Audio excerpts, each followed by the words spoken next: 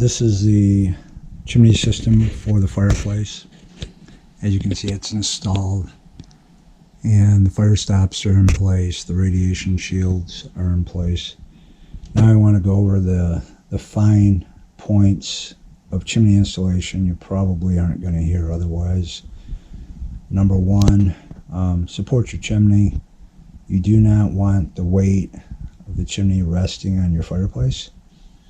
So what we have down here is a roof support, and typically it's installed on a roof. It can be various pitches, and it will support the pipe from the top down. One of the things that seems to get ignored, a couple things, are the joints. Those are your hottest areas. The pipe is going to be way cooler than it is here. If you ever have a chimney fire, the last thing you want is to have a seam and a pass through, because that'll be the hottest spot. So if you notice, I've got a section of 2-footer here, and I have another section 2 foot down on my fireplace. I did that specifically so that my joint would be above the floor and not in the floor in the event of a chimney fire. I do have a fire stop radiation shield installed, you can see, and that provides additional radiation barriers in the event that the chimney gets really hard or really hot. Now, the other thing is the pipe is going to expand and contract. So I have a second support up here, and there's probably another 12 foot of pipe above that. And this will literally help support that pipe.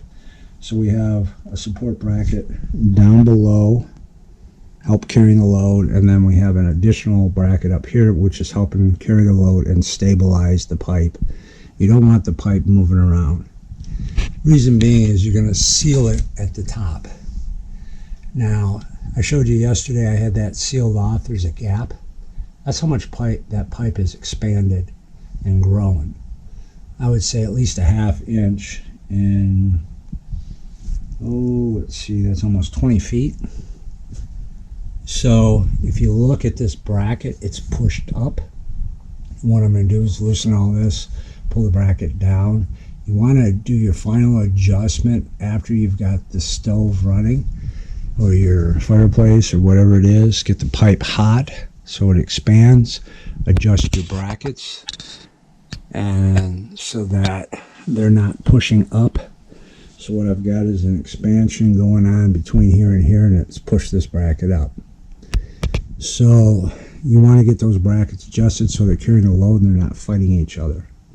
Pretty important. And then you're going to have to go back and reseal your fire stops, because once the pipe gets hot, it's going to expand and the silicone bead will go up, and then you put another bead around it again when it's still warm, and you'll get a good seal that way. The other thing that you want to do is make sure this type of pipe takes screws when you put it together. Make sure you have your screws in place. You're also going to put some screws in your brackets. Once you get them adjusted, the pipe expands and contracts. It can start slipping back down over time, just using the stove. It gets hot, and then it cools down, then it slips down. So put a couple screws in your brackets. There should be some holes here and here, and then that helps lock the bracket to the pipe. You do that on both your roof support and then your wall bracket. So anyhow, that's going to carry the load. The rest of the pipe will be free to expand and contract at the top. There's a storm collar that just raises up, lowers down. Some people will put your roof support at the top, and basically the pipe's dangling. Problem with that is the pipe's going to grow, and the expansion and contraction is going to take place on your fireplace and at the top.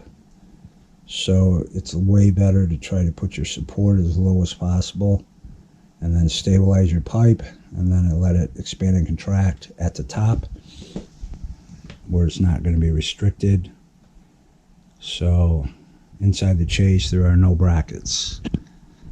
So from here on up, that pipe is free to move up and down. But stabilizing it in the chase is important because you don't want the pipe to move, to maintain all of your clearances. And as you can see, we have plenty of clearance.